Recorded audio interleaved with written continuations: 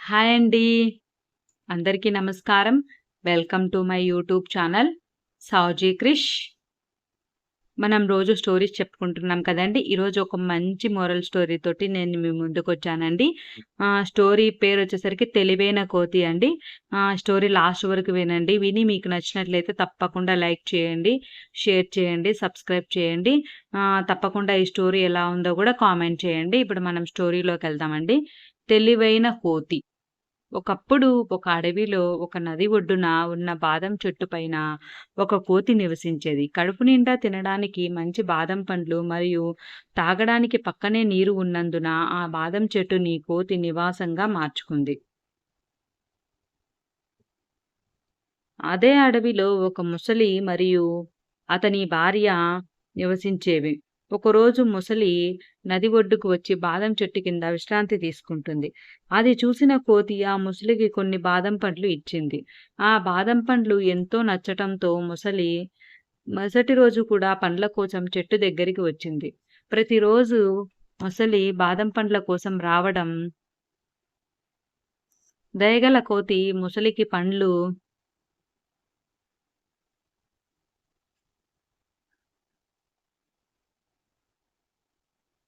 ఇవ్వడం జరిగేది. అలా రోజులు గడిచే కొద్దీ ముసలి మరియు కోతి మంచి స్నేహితులు అయ్యారు. ఒకరోజు కోతి ముసలి భార్య కోసం కూడా కొన్ని పండ్లను పంపింది. ఆమె బాదం పండ్లు తిన్నది.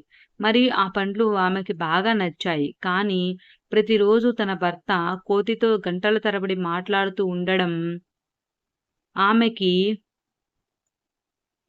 నచ్చలేదు.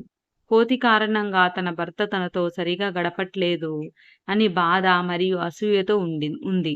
ప్రతిరోజు కోతి ముసలి భార్యకు కూడా బాదం పండ్లు పంపించేది. కడుపు నిండా బాదం పండ్లు తిన్నా కూడా తన భర్త తనకు దూరం అవుతుండడం గమనించిన భార్య ముసలి ఎలాగైనా కోతిని చంపేయాలి అనుకుంది. ఆమె తన భర్తతో పండ్లు చాలా రుచిగా ఉన్నాయి కదా!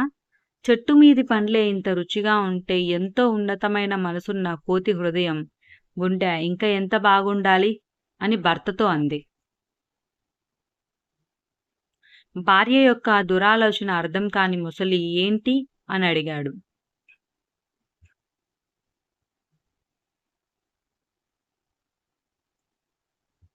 అప్పుడు భార్య ముసలి నాకు ఈ మధ్య బాగా జబ్బు చేసింది.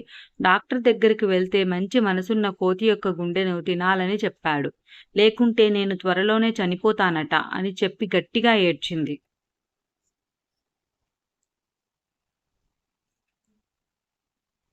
ఆ మాట విన్న అమాయకపు భర్త ముసలి కన్నీరు మున్నీరైంది. కానీ కోతి చాలా దయగలది. పైగా తన ప్రాణ స్నేహితురాలు. అలాంటి కోతిని చంపడం తన వల్ల కాదని చెప్పింది. అప్పుడు భార్య ముసలి అలాగేనండి మీకు నాకంటే ఆ కోతి ఎక్కువైంది. నేను ఎలాగో చనిపోతాను కదా! మీరు మీ స్నేహితురాలు అయిన కోతి దగ్గరే ఉండండి అని మళ్ళీ గట్టిగా ఏడ్చింది. అదంతా వింటున్న భర్త ముసలి చేసేది ఏమీ లేక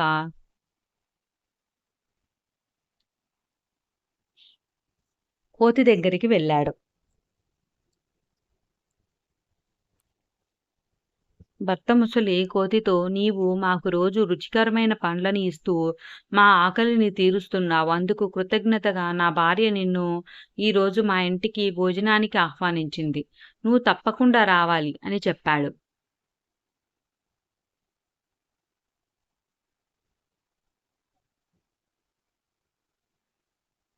ఆ మాట విన్న కోతి చాలా సంతోషంతో తప్పకుండా వస్తాను అని చెప్పింది.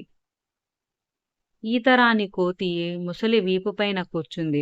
మార్గమధ్యలో మాటల్లో పడిన ముసలి కోతితో అసలు విషయం చెప్పింది.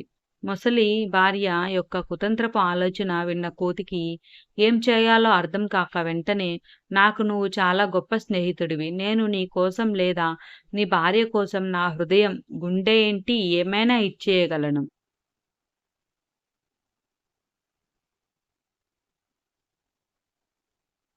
కానీ నాకు నువ్వు ఈ మాట ముందే చెప్పాల్సింది. ఈరోజు నాకు చాలా ఆయాసంగా ఉందని నా గుండెని తీసి చెట్టు పైన పెట్టాను. కంగారులో తీసుకోవడం మర్చిపోయాను అని చెప్పింది. మనం వెనక్కి వెళ్లి నా హృదయాన్ని తీసుకుందాము అని చెప్పింది కోతి.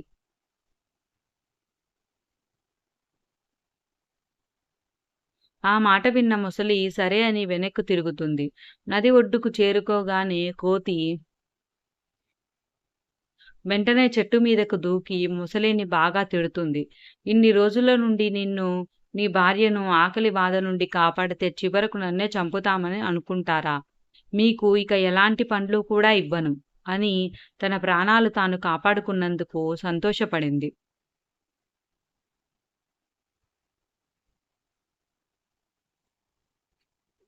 నీతి: మీతో ఎంత చనువుగా, నమ్మకంగా ఉన్న స్నేహితుల పట్ల కూడా మీరు ఎంతో అప్రమత్తంగా ఉండాలి. ఎందుకంటే వాళ్ళ అవసరం కోసం కొన్నిసార్లు స్నేహాన్ని కూడా మర్చిపోయి